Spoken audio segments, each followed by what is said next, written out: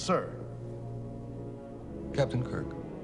The Klingons have never been trustworthy. When the Klingons were invented for us by Gene Coon, who was one of the producers of the original Star Trek series, it was a great boon to us. It was just as important to us as whoever decided that the Indians would be the heavies in Westerns, and they became the terror, the fear, the thing that we always had to deal with. You always had to be looking over your shoulder to see if the Indians were coming, and we always had to be looking over our shoulder to see what the Klingons were doing. I don't think the Klingons are planning to attack us. Why not? Because at this moment, the captain of the Klingon ship is sitting right here in my office.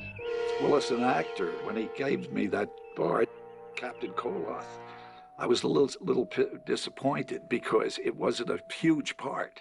One line in it was, "My dear Captain Kirk." Ah, my dear Captain Kirk. My dear Captain Koloth. And that was it. I had no idea of what Star Trek was, early on in the series, of course.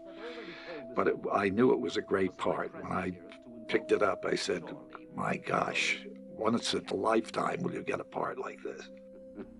Captain Kirk, there's been no formal declaration of hostilities between our two respective governments. The first Klingon look in the original series, Freddie Phillips was the makeup artist. And along with Gene Roddenberry, I think they were just looking for a swarthy look. It wasn't an appliance. Of course, they didn't have time and money when they did the original series. So it wasn't one of those things where they could go out and say, let's really design something that's going to take 3 hours to apply. They didn't want to do that. So in finding a look of a bad, sweaty guy, he became dark brown, with the black hair, kind of the mustache, and he became a villain. And that was the original Klingon. And as a matter of fact, they never did come to an agreement that they liked the name Klingon. And Gene Coon stuck to it. And eventually it was used because there was nothing else that they could think about. Kang, what has happened? More Federation treachery. First Klingons were actually sort of Caucasian with goatees and funny eyebrows. And then between the time that the series went down and the first movie, they decided to make them a more of a threat and a curious, both internally, emotionally, race of people as well as externally, what they look like. So that is when they started wearing the very defined forehead pieces and nose pieces and cheeks pieces, and where the teeth began to get much more raggedy and sort of snaggly, and where the notion of them being sort of these unbelievably honorable, sophisticated fighters. My name is Lee Cole, and I have had a variety of jobs on Star Trek. I started off in October '77 on what became the first motion picture. For a different look we wanted to give the Klingons, I kind of thought as I was doing the control panels and monitor screens and things for the Klingons, I thought they're a primitive people and they're very strong, so maybe we'll use red gels, a lot of red, and very primitive shapes on their consoles. And then they handed me this sheet of the Klingon language, and I thought, well, this is really interesting, as I didn't know much about the Klingons, and fortunately someone had given me that sheet, or I wouldn't have known they had a language. As I recall, I think there weren't quite enough letters. I think I added a few more letters, and nobody seemed to notice, but it made it more interesting, the consoles. But I don't remember for sure at this point, and I'm sure if there was a sacred codice of the Klingon language, they probably went back to it. I don't know if they kept my letters. They may have, who knows. The Klingons are a warrior race that holds courage and honor above all other traits. I'm a Klingon, sir. For me to seek escape when my captain goes into battle. You are a Starfleet officer, Lieutenant. Aye, sir. You look at, especially, say, the Klingons starting with Next Generation, compared to the Klingons in the original series. I think in the original series they were more a metaphor for the forces of a totalitarian state, such as a Stalinist Russia. Whereas, especially as we got to know Michael Dorn's interpretation of Worf, the Klingons became much more like a Bushido race, and we began to realize they had much more going on in terms of internal spirituality.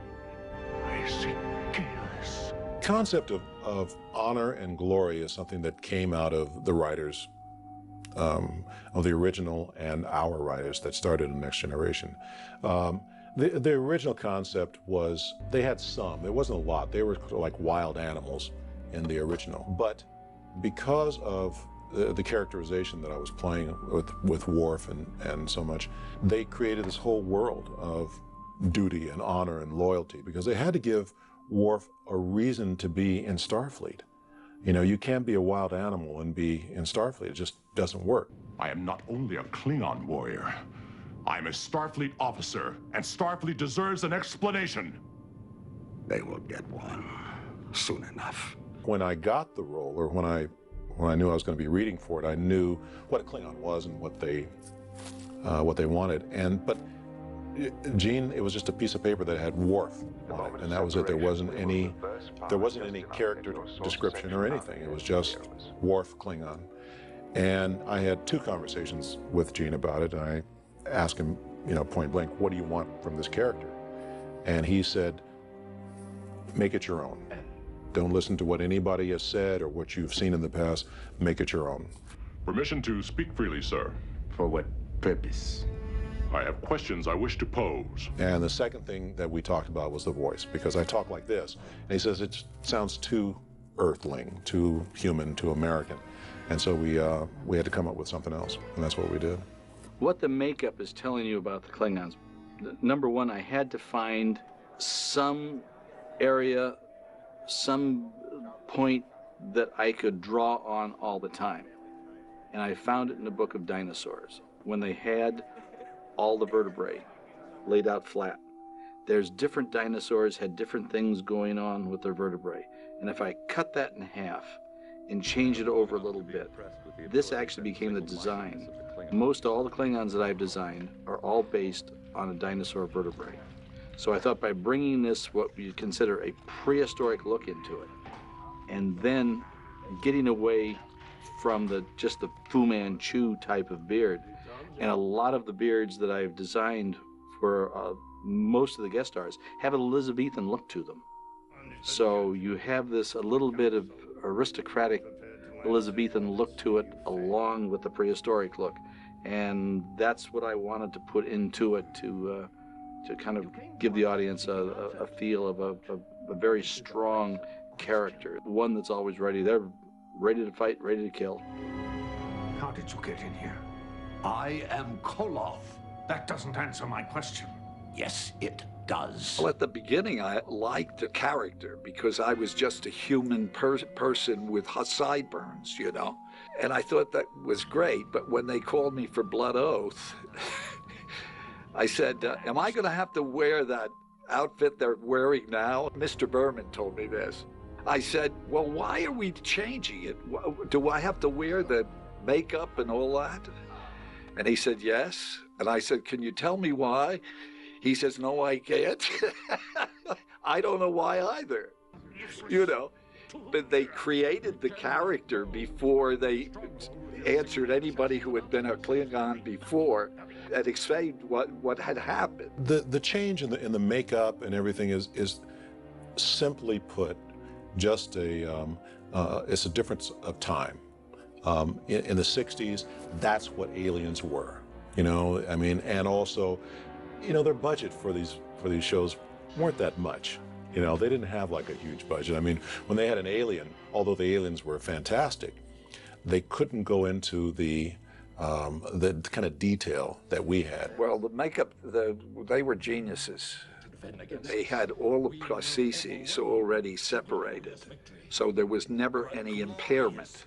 It started out at about 3 hours for makeup and ended up they could do it in 1 hour. It was terrific. When an actor comes in the morning to be transformed into a Klingon, after sitting in the chair, we have different sizes of foreheads, usually large, medium, small, and we'll fit to the right forehead and see what we like. If it's a principal character, we will have custom-made their forehead, and it'll be all ready to go. So the forehead goes on, the nose goes on, and then all the edges around, over the eyes, around the nose, this is all put in place. Once that's applied, then it is all painted. We have 3 different colors, or